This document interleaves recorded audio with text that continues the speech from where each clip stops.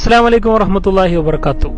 ഈ ഒരു വീഡിയോ തലാഖ് ആഗ്രഹിക്കുന്ന ഭാര്യമാർക്കും അതുപോലെ തലാഖ് ആഗ്രഹിക്കുന്ന ഭർത്താക്കന്മാർക്കും വേണ്ടിയുള്ളതാണ്. അതുപോലെ തന്നെ വിവാഹം കഴിക്കാൻ പോകുന്ന സ്ത്രീകൾ, വിവാഹം കഴിക്കാൻ പോകുന്ന പുരുഷന്മാർ എല്ലാവർക്കും ഉപകാരപ്പെടുന്ന ഒരു വീഡിയോ ആണ്. മുഴുവനും അനുഭവ കഥയാണ്. ഒരു ഭാര്യ തന്റെ അനുഭവ കഥ എഴുതിയ ഒരു കുറിപ്പിനെ കുറിച്ചാണ് ഞാൻ നിങ്ങൾക്ക് പറഞ്ഞു. ഞാൻ എപ്പോഴും ഭർത്താവിനോട് പിണങ്ങുന്ന ഒരാളായിരുന്നു. എന്ത് ചെറിയ കാര്യത്തിനും ഞാൻ ഭർത്താവിനോട് ഞാൻ പിണങ്ങും. ഭർത്താവ് എന്തെങ്കിലും ചൂടായി കഴിഞ്ഞാൽ ഞാൻ ഉടനെ തന്നെ എന്റെ പെട്ടിയും സാധനം എടുത്ത് വീട്ടിലേക്ക് എടുത്തുകൊണ്ട് ഭർത്താവിനോട് ഞാൻ പറയും, നിങ്ങൾ എന്നെ ഡൈവേഴ്സ് ചെയ്താലും എനിക്ക് കുഴപ്പമില്ല എന്നൊക്കെ പറയും. അയാൾ ഒരിക്കലും എന്നെ ഡൈവേഴ്സ് ചെയ്യില്ല എന്ന് മനസ്സിൽ ഉറപ്പിച്ച് തന്നെ ഞാൻ അങ്ങനെ പറയുന്നുണ്ടായി. എനിക്കറിയാം ഭർത്താവ് എന്നെ ഡൈവേഴ്സ് ചെയ്യില്ല എന്ന്.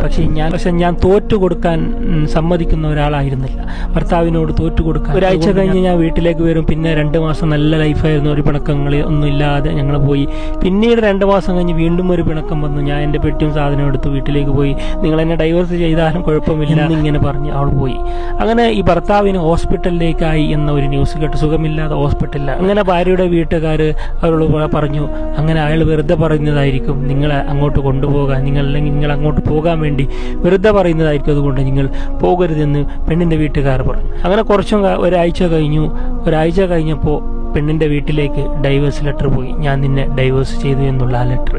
ഭാര്യക്ക് അറിയായിരുന്നു ഇതെന്നെ കളിപ്പിക്കാൻ വേണ്ടിയായിരുന്നു എന്ന്.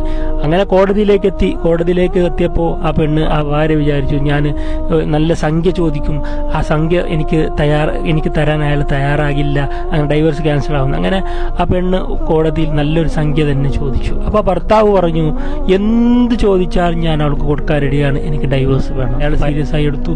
അങ്ങനെ അത് ഡൈവേഴ്സിലെത്തി. പക്ഷെ ഭാര്യ ഒരിക്കലും വിചാരിച്ചിട്ടില്ല അയാൾ ഡൈവേഴ്സ് കൊടുക്കും എന്നുള്ള കാര്യം. പെണ്ണിന്റെ വീട്ടുകാരാകട്ടെ എന്നും അയാളെ കുറ്റം പറയുകയും, പെണ്ണിന്റെ വീട്ടുകാരെപ്പോഴും ഇവൾക്ക് സപ്പോർട്ട് ചെയ്ത് അയാൾ വെറുതെ പറയുന്നതാണ്, ഡൈവേഴ്സ് അയാൾ കുഴപ്പമില്ല, അയാളെപ്പോഴും പിണക്കക്കാരനാണെന്ന് പെണ്ണിന്റെ കൂടി അങ്ങനെ എല്ലാവരും ആ പെണ്ണിനെ സപ്പോർട്ട് ചെയ്തു. അവസാനം ഡൈവേഴ്സിൽ. അങ്ങനെ അദ്ദേഹം വേറെ കല്യാണം കഴിച്ച് കുട്ടികളൊക്കെ ആയി നല്ല സന്തോഷത്തോടെ അയാൾ ജീവിതം കഴിച്ചു. പക്ഷെ ഈ പെണ്ണ് ഒറ്റപ്പെട്ടു പോയി. വീട്ടുകാരാണെങ്കിൽ ഇപ്പോൾ ആ പെണ്ണിനെ കുറ്റം പറയാൻ തുടങ്ങി. ചെയ്തുകൊണ്ടല്ലേ ഇങ്ങനെ ആയത്. ആ പെണ്ണിന്റെ അനിയത്തിയും എപ്പോഴും അവൾക്ക് സപ്പോർട്ട് ചെയ്യുന്ന അനിയത്തിക്കും കല്യാണം കഴിഞ്ഞു. ഇപ്പോൾ അനിയത്തി നല്ല സന്തോഷത്തോടെ ഭർത്താവിനോട് കൂടെ ജീവിക്കുകയാണ്. ഈ പെണ്ണാകട്ടെ ഒറ്റക്കാണ്. ആ കുടുംബക്കാരെപ്പോഴും ഒറ്റപ്പെടുത്തുകയാണ്. എന്തോ ഒരു വെറുപ്പോടെ നോക്കി കാണുകയാണ്, ഏറ്റവും പറഞ്ഞുകൊണ്ടേയിരിക്കുകയാണ്. അപ്പൊ ഇങ്ങനെയാണ് അവളുടെ കഥ അവൾ പറയുന്നതെന്ന് വെച്ചാൽ, ഒരിക്കലും ഭർത്താവിനോട് നിങ്ങൾ എത്ര പിണങ്ങിയാൽ എന്തായാലും നിങ്ങൾ അഡ്ജസ്റ്റ് ചെയ്യണം. ഒരിക്കലും ഡൈവേഴ്സിനെ കുറിച്ച് പറയരുത് എന്ന് അവൾ പറയുകയാണ്. കാരണം നമ്മൾ ഒറ്റപ്പെട്ടു പോയി. ഇപ്പോൾ ഞാൻ കഴിയുന്നത് എനിക്കൊരു മോനുണ്ട്. ആ മോന് വാപ്പ അയച്ചു തരുന്ന ആ ഒരു സംഖ്യ കൊണ്ടാണ് ഞാനിപ്പോൾ ജീവിച്ചു പോകുന്നതെന്ന് ആ പെണ്ണ് പറയുമ്പോൾ, ഇത് ആ പെണ്ണിന്റെ മാത്രം കഥയല്ല. ഒരുപാട് ആൾക്കാർ ഇങ്ങനെ ചെറിയ കാര്യത്തിന് ഭർത്താവിനോട് പിണങ്ങി ഡൈവേഴ്സായ ഒരുപാട് ആൾക്കാർ ഒറ്റപ്പെട്ടു പോകുന്നുണ്ട്. ഭർത്താക്കന്മാരാകട്ടെ വേറെ കല്യാണം വെച്ച് നല്ല സന്തോഷത്തോടെ ജീവിക്കുന്നു. വേറൊരു കഥയുണ്ട്. അതായത് ഒരു ദീനീപരമായി ജീവിക്കുന്ന ഒരു പുരുഷന്റെ ഭാര്യ, അവൾ എപ്പോഴും വഴക്കുകൂടി, അവൾ ജോലിക്ക് പോകണം, എനിക്ക് ജോലിക്ക് പോകണം, എന്റെ ഫ്രണ്ട്സ് അങ്ങനെ ഇങ്ങനെ. ഇയാൾ ഒരു ദീനിയായ ഒരു മനുഷ്യനാണ്. ദീനിയായാലും ജോലിക്ക് അയക്കേണ്ടെന്നില്ല. പക്ഷെ ഇയാളുടെ നിർബന്ധം, ഞാൻ നിനക്ക് ഇഷ്ടം പോലെ ചെലവിന് തരാം, നീ പോയി ജോലി ചെയ്യേണ്ട, എന്റെ ചെലവിൽ കഴിഞ്ഞാൽ മതി എന്ന് വാശി പിടിച്ചപ്പോൾ ഈ പെണ്ണ് അതൊന്നും നോക്കാതെ, അതിനൊന്നും കൂട്ടു നിൽക്കാതെ ആ പെണ്ണെന്ത് ചെയ്യും, ഡൈവേഴ്സ് ചോദിച്ചു മേടിച്ചു. ഡൈവേഴ്സ് വേണം, എനിക്ക് വേണ്ട എന്ന് പറഞ്ഞ ആ പെണ്ണ് ഡൈവേഴ്സായി പോയി. ഇയാൾക്ക് വേറെ കല്യാണം കഴിഞ്ഞ് ഇയാൾക്ക് ഒരുപാട് വർഷമായിട്ട് കുട്ടികൾ ഉണ്ടായിട്ടില്ല ഈ ഭാര്യയിലൂടെ. പിന്നീട് പുതിയ കല്യാണം കഴിച്ചു. 2 മാസമായപ്പോൾ ഇരട്ട കുട്ടികൾ അള്ളാഹു കൊടുത്തു. അപ്പോൾ അയാൾ നല്ല സന്തോഷത്തോടെ കുടുംബജീവിതം നയിക്കുകയാണ്. ഈ പെണ്ണാകട്ടെ ഇപ്പോഴും ഭർത്താവിനെ കിട്ടാതെ, ഇങ്ങനെ പുതിയ ആലോചനകൾ കിട്ടാതെ ആ പെണ്ണ് ഒറ്റപ്പെട്ട് കഴിയുകയാണ്. പുരുഷന്മാരെ സംബന്ധിച്ചിടത്തോളം പെണ്ണ് പെട്ടെന്ന് തന്നെ കിട്ടും. അവർക്ക് ഒരുപാട് അന്വേഷിക്കേണ്ട ആവശ്യമില്ല. ഒരുപാട് ഡൈവേഴ്സായ പെണ്ണുങ്ങളെ ഇങ്ങനെ തേടിയ ആൾക്കാരുണ്ട്, അപ്പോൾ കിട്ടും. പക്ഷെ പെണ്ണുങ്ങളുടെ കാര്യം അങ്ങനെയല്ല. അന്വേഷണം വരുമ്പോൾ എന്തിനാണ് ഡൈവേഴ്സ്, അങ്ങനെ കുറേ ചോദ്യങ്ങൾ ചോദിച്ച് പെണ്ണിന് ആലോചന വരാൻ കഷ്ടപ്പെടുമ്പോൾ അവൾ ഒരുപാട് വർഷം ഒറ്റപ്പെട്ടു പോകും.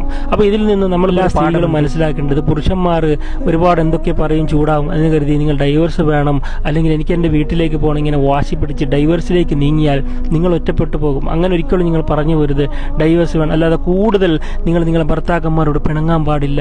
അവർ ഏത് സമയത്താണ് അവരുടെ മനസ്സ് മാറി ഒരുപാട് വെറുപ്പ് നിങ്ങളോട് വരാൻ തുടങ്ങിയോ അന്ന് മുതൽ അയാൾ ഡൈവേഴ്സിനെ കുറിച്ച് മാത്രം ചിന്തിക്കൂ. അത്തരത്തിലേക്ക് വെറുപ്പ് ഒരിക്കലും ഭർത്താവിന്റെ മനസ്സിലേക്ക് നിങ്ങൾ ഇട്ടുകൊടുക്കരുത്. അതൊരു തമാശയായി കാണരുത്. നിങ്ങളെ സപ്പോർട്ട് ചെയ്യാൻ നിങ്ങളെ ഉമ്മയും ഉപ്പയും പെങ്ങന്മാരൊക്കെ ആ സമയത്തുണ്ടാവും. പക്ഷേ കല്യാണം ഡൈവേഴ്സായി ഒറ്റപ്പെട്ടാൽ അവരാരും നിങ്ങളെ തിരിഞ്ഞു നോക്കില്ല. തിരിഞ്ഞു നോക്കും, പക്ഷേ അനിയത്തിയുടെ ഭർത്താവ് അല്ലെ നിങ്ങളുടെ ആങ്ങളുടെ ഭാര്യമാരൊക്കെ ചില പ്രശ്നം ഉണ്ടാക്കുമ്പോൾ നിങ്ങൾക്ക് തന്നെ നിങ്ങൾ ഒറ്റപ്പെട്ടത് വേണ്ടായിരുന്നു എന്നൊക്കെ നിങ്ങൾക്ക് തന്നെ അവസാനം തോന്നും. അത് ഒരു അവസ്ഥ ഉണ്ടാകരുത്. ഭർത്താക്കന്മാർ ഒരു കാര്യം, ഭാര്യമാർ നിങ്ങളെ പോലെയല്ല. അവരുടെ ഹൃദയം നിങ്ങളെപ്പോലല്ല, ലോലമാണ്, കഠിനമല്ല. അതാണ് റസൂലുള്ളാഹി പറഞ്ഞ ദീനിന്റെ കാര്യത്തിലും ബുദ്ധിയുടെ കാര്യത്തിലും സ്ത്രീകൾ നിങ്ങളെക്കാൾ പുരുഷന്മാരെക്കാൾ കുറവാണ്. അവർക്ക് നിങ്ങളെപ്പോലെ ക്ഷമിക്കാനുള്ള കരുത്തില്ല. അവൾ എപ്പോഴും പിണങ്ങിക്കൊണ്ടിരിക്കും, ഡൈവേഴ്സ് വേണം, അത് വേണം, ഇത് വേണമെന്ന് നിങ്ങളെക്കാൾ കൂടുതൽ ക്ഷമയില്ലാതെ എന്തൊക്കെ പൊട്ടിത്തെറിച്ച് പറയും. പക്ഷെ അവരുടെ ഹൃദയം പാവമാണ്. അത് മനസ്സിലാക്കി അവരങ്ങനെ പറയുന്ന വെച്ച് നീ ഉടനെ ഡൈവേഴ്സ് ചെയ്യാനോ അല്ലെങ്കിൽ അവരുടെ തൊലാഖിലേക്കൊന്നും നീങ്ങണ്ട. അവരുടെ ആ മനസ്സിനെ നിങ്ങൾ ഇരുന്ന് പിണങ്ങാതെ കോപിക്കാതെ അതിനെ കൺട്രോൾ ചെയ്ത് നല്ല സ്വഭാവത്തോടെ അതിനെ നേരിട്ട് അങ്ങനെ മുന്നോട്ട് പോകണം.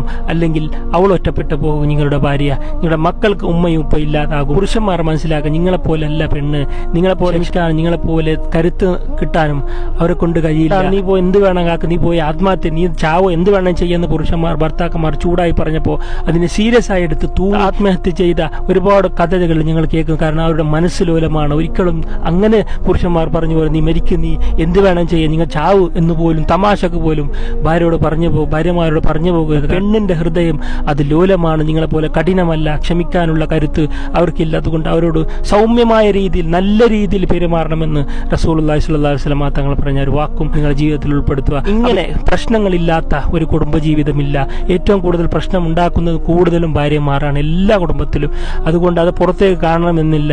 അതുകൊണ്ട് എൻ്റെ ഭാര്യ മാത്രം ഇങ്ങനെ എന്ന് പറഞ്ഞ് മനസ്സ് ബേജാറായി ആരും നിൽക്കണ്ട.